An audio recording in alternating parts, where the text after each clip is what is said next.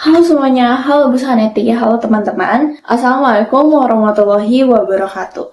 Hari ini aku mau menjelaskan atau menceritakan komik anekdot yang udah aku buat. Tema yang aku ambil itu adalah tempat pariwisata. Judul yang aku ambil itu adalah Wisata Kelas Sultan, Fasilitas Kelas Kakak. Nah, maksudnya adalah itu tuh kayak misalkan nih, tempat wisatanya tuh udah bayar mahal, tapi fasilitas yang diberikan tuh nggak sesuai ekspektasi. Di sini aku ambil latar belakang Candi Borobudur. Walaupun latar belakangnya itu dari tempat yang ada di dunia ini, tapi bukan berarti kisahnya itu kayak yang terjadi di Candi Borobudur yang aku alamin. Bukan, tapi ini tuh merepresentasikan beberapa hal yang aku alamin di tempat pariwisata, tapi itu berbeda-beda tempatnya. Awalnya itu adalah aku kasih brosur yang menarik. Yang di sini tuh tertera bahwa Candi Borobudur menarik banget lah. Tempat wisatanya tuh megah, kelas sultan. Karena fasilitas yang diberikan tuh memadai banget. Dan pemandu wisatanya tuh berpengalaman. Di sini aku ceritain ada 6 wisatawan. Yang pertama, itu si Nalia, yang dia tuh cewek dari Bandung. Dan dia melakukan solo trip sendirian untuk healing doang. Terus ada Alia, dia itu influencer asal Surabaya yang dia juga datang sama sahabatnya, yaitu si Bimo sama Reza. Sedangkan si Luna itu tuh dia turis asal Australia yang kadang nyebut Candi Borobudur tuh masih jadi Borobur. Dan juga terakhir ada pemandu wisatanya, yaitu si Raka ini. Yang dibilang dia tuh murah senyum, tapi dibilang berpengalaman, enggak deh kayaknya. Nah, selanjutnya kisah tuh dilanjut dan bus mereka yang udah masuk ke gerbang Candi Borobudur, dan si Ali itu seneng banget lah, excited banget karena melihat brosurnya tuh menarik banget. Tapi pas mau beli tiket, si Reza tuh kaget, kok harga tiketnya mahal banget sih? Ini tuh kayak tiket tempat wisata atau tiket konser Coldplay sih? Nah, terus si Raka dengan senyuman khasnya dia bilang, konsernya itu bukan Coldplay, tapi di sini itu konsernya Burung Pipit bedanya. Terus si Nanya, si cewek solo trip ini, dia tuh kayak memandang dompetnya tuh kayak, dompetku ikut kurus juga, bukan aku doang. Nah, terus ada anak kecil, dia ngomong, udah bayar mahal-mahal, dapat bonus es krim gak? Terus si Raka dengan senyumannya dia ngomong, bonusnya senyuman saya aja ya dek. Terus ya adanya tuh kayak kesel banget, padahal udah bayar mahal-mahal tapi gak dapet bonus.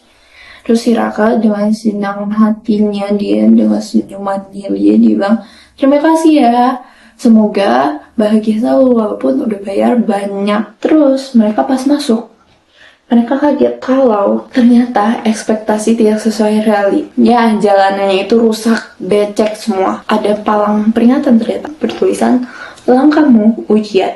Kalau selamat berarti kamu menang. Nah, terus ada anak kecil yang ngomong, Pak, ini tuh bisa apa ujian kenaikan kelas sih? Terus si Raka lewat santainya, dia ngomong kayak, hati-hati ya, licinnya internasional juga.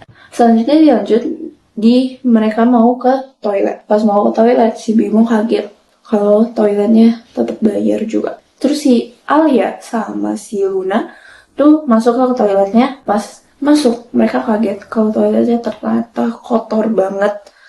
Dan belum ngeliat WC-nya aja, mereka udah feeling kalau itu tuh bakal kotor dan gak dibersihin. Karena udah tercium bau yang gak sedap dari luar. Dan si Raka itu cuma kayak senyum-senyum aja. Pas mereka lanjut jalan, mereka ngeliat ada tumpukan sampah. Si Luna tuh kayak kaget sebagai turis Australia, dia tuh kayak, kok bisa sih tempat wisata yang dibilang kelas dunia tapi malah kayak gini. Si Alia tuh kayak ngomong sama, kenapa sih setiap ekspektasi tuh gak sesuai sama realita. Nah, si Alia udah bete banget lah, dia ngomong ke sahabatnya dia. Nah, terus si Reza tuh kayak ngomong, udah terlanjur bayar mau gimana lagi. Dan mereka itu juga udah jalan jauh. Mereka akhirnya udah mau nyampe ke Candi Borobudur. Nah, si Raka itu Sebagai pemandu wisata pastinya harus menjelaskan dong informasi tentang Candi Borobudur. Mau nanya, Pak bisa ceritakan sejarah dari Candi Borobudur? Si Raka bilang dengan senang hati, Candi Borobudur dibangun abad ke-8 oleh dinasti Sailendra. Megah, sakral, dan detailnya bisa dilihat di Wikipedia. Alia udah kesel, terus si Reza udah kayak bete banget, terus si Bimo udah kayak, ini gimana sih, mendingan gue pulang. Terus ada yang angkat tangan dan dia ngomong, katanya pemandu berpengalaman. Terus si Raka dengan senyumannya dia ngomong, biar hemat waktu, kalian bisa foto-foto aja langsung. Gratis senyum saya loh, yang ngebuat wisata makin jengkel sama dia. Nah si Al ya udah gede banget lah, udah kayak emosi banget, dia udah gak bisa nahan emosinya. Nah dia akhirnya kayak nyindir si Raka kayak. Nah terus si Alia ngomong kayak, Google bisa ceritain sejarah Borobudur gak? Terus Google dengan suara khasnya dia langsung kayak ngejelasin semua sejarah dari Borobudur. Nah semua wisatawan langsung kayak ketawa lihat tindakan dari si Alia. Nah si Raka itu cuma mengarahkan wisatawannya ke spot foto untuk mereka berfoto-foto ria di sana. Nah, setelah menjalani segala kekacauan ini, mereka tuh akhirnya mau mengarah pulang. Sebagai influencer, pasti si Alia nggak luput dari membuat kenangan dari setiap kegiatan yang dia lakukan di luar. Nah dia itu foto bareng si Reza sama si Bimo dengan senyuman yang terpaksa. Naya sama si Luna udah kayak capek banget pengen pulang. Perjalanan tuh masih panjang banget karena kan balik dari Candi Borobudur harus ngelewatin jalanan itu lagi yang rusak dan becek. Nah terus si Alia tuh kayak ngomong pengalaman wisata yang gak bakal gue lupain karena experience-nya berbanding terbalik sama brosur yang diberikan.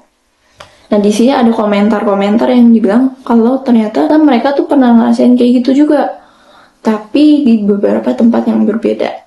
Nah terus si Bimo pas ngarah pulang sama si Reza tuh kayak udah ketawa getir aja gitu. Nah, terus ini ada close up dari Candi Borobudur. Ini tuh bagian atasnya Candi Borobudur. Nah terus ada narasi di sini, di Borobudur yang benar-benar kelas dunia hanyalah harga tiket dan keramahan petugasnya. Dan sekian dari cerita komik anekdot aku, semoga ini bisa menginspirasi kalian. Terima kasih telah mendengarkan sampai akhir. Maaf kalau misalkan ada salah kata. Assalamualaikum warahmatullahi wabarakatuh.